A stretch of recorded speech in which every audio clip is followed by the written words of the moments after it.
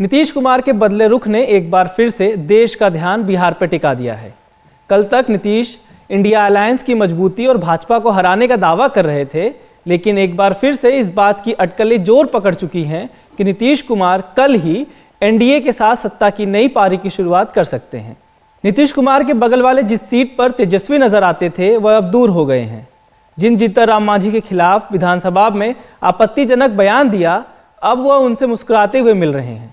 जबकि जिस नीतीश के लिए भाजपा के दरवाजे हमेशा के लिए बंद हो गए थे, अब उसी भाजपा के नेता खुलेआम कह रहे हैं कि सियासत में कोई दरवाजा हमेशा के लिए बंद नहीं होता। सूत्र बताते हैं कि नीतीश कुमार और भाजपा के बीच सहमति बन चुकी है। रविवार या सोमवार को एनडीए में शामिल हो जाएंगे और 9वीं बार मुख्यमंत्री पद की शपथ लेंगे। बताया यह भी जा रहा है कि इस बार शपथ ग्रहण से पहले राजद जेडीयू के खेमे के कुछ विधायकों को अपने पाले में लाने की तैयारी कर रही है। आंकड़ों से समझते हैं कि बिहार में सत्ता का अंकगणित क्या कहता है। अभी विधानसभा की कुल 243 सीटें हैं, बहुमत के लिए 122 चाहिए। एक समीकरण के हिसाब से भाजपा 78, जेडीयू 45 और जीतन राम मांझी की पार्टी हम 4 एक साथ आते हैं तो कुल मिला के 127 विधायकों के साथ एनडीए की पूर्ण बहुमत की सरकार बन रही है।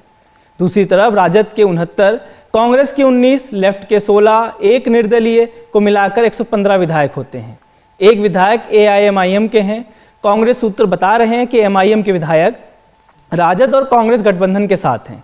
इस तरह महागठबंधन के पास 116 विधायक होंगे, यानी बहुमत के जादुई आंकड़े से 16 विधायक कम। ऐसे में कैसे बन सकती है राजद और कांग्रेस गठबंधन की सरकार? जैसा कई रिपोर्ट्स में कहा जा रहा है कि लल्लन सिंह के संपर्क में 19 से 20 जेडीयू विधायक हैं। अगर ये विधायक जेडीयू से अलग होकर राजद के पाले में चले जाएं तो क्या स्थिति बनेगी? पहला सिनेरियो, सदन में अब स्थिति हो जाएगी 243 विधायक टोटल, बहुमत के लिए 122। राजद, कांग्रेस, लेफ्ट, निर्दलीय, एमआईएम के 1 और जेडीयू के बागी यानी 15 विधायक कुल मिलाकर हो जाएंगे 131 विधायक। ऐसे हालत में बीजेपी के पास 78 बचेंगे, जेडीयू के पास 30, हम यानी जीतन राम मांझी की पार्टी के पास 4, तो कुल मिला के उनके पास रह जाएंगे 112 विधायक। इस तरह से जेडीयू की सरकार बन जाएगी। हालांकि विहिप का जो उल्लंघन करेगा, यानी कि जो जेडीयू अपने विधायकों को बहुमत परीक्षण के लिए विहिप जारी करेगा, 3 लाइन का विहिप, उसका उल्लंघन करने पर पार्टी अपने 15 विधायकों को अयोग्य करने की कार्रवाई करेगी। कार्रवाई करने के बाद वह रिपोर्ट स्पीकर के पास जाएगा और स्पीकर इस समय है राजद के। इस बार दो ही मेन महत्वपूर्ण चीज़ है कि राज्यपाल भाजपा का है तो स्पीकर है राजद का। इसलिए बहुत सावधानी से भाजपा और राजद दोनों खेल रहे हैं। अगर यही 15 विधायक जेडीयू के टूटकर आरजेडी के साथ जाते हैं तो सरकार तो भले ही आरजेडी की बन सकती है अविश्वास प्रस्ताव के लाने के बाद, लेकिन इनको अयोग्य करने का फैसला स्पीकर को करना होगा। जैसा कि महाराष्ट्र का हमारे पास उदाहरण है कि स्पीकर इसमें समय लेंगे, यानी 2 से 3 महीने का समय लेंगे। उसके बाद अगर वो अयोग्य करते भी हैं तो फिर से चुनाव होंगे और चुनाव के बाद पता चलेगा कि किसकी सरकार फिर से बनेगी। तो यानी अभी के सिनेरियो में अगर सरकार बनने की बात भी कही जा रही है तो 15 विधायक अगर टूट के आ जाएं आरजेडी और कांग्रेस गठबंधन के पास, तो आराम से आरजेडी और कांग्रेस गठबंधन सरकार बना लेगी, क्योंकि उनके पास स्पीकर है, उन्हीं का स्पीकर है, तो उस पर वो फैसले में देरी कर सकते हैं, जिससे आरजेडी और कांग्रेस को 2 से 3 महीने का समय मिल सकता है। दूसरा सिनेरियो है, अगर मान लेते हैं कि जेडीयू के सिर्फ 10 ही विधायक टूटे, 15 ना टूटे, सिर्फ 10 टूटे और आरजेडी गठबंधन के साथ आ जाएं तो भी इनकी सरकार बन जाएगी। कैसे? कि सदन में 243 हैं, बहुमत चाहिए 122, राजद, कांग्रेस, लेफ्ट, निर्दलीय, एमआईएम और जेडीयू के जो बागी 10 हैं उनको मिला लिया जाए तो बचेंगे 127। वहीं बीजेपी और जेडीयू और हम के मिला लिए जाएंगे तो 117 होगा। यानी जो अभी का आंकड़ा है कि 127 मतलब आपके पास पूर्ण मेजोरिटी है, 122 का मेजोरिटी आंकड़ा है, 127 आरजेडी गठबंधन के पास हो रहे हैं और बीजेपी के पास अभी के हालात में अगर 10 विधायक जेडीयू के टूट जाते हैं तो बचेगा 117।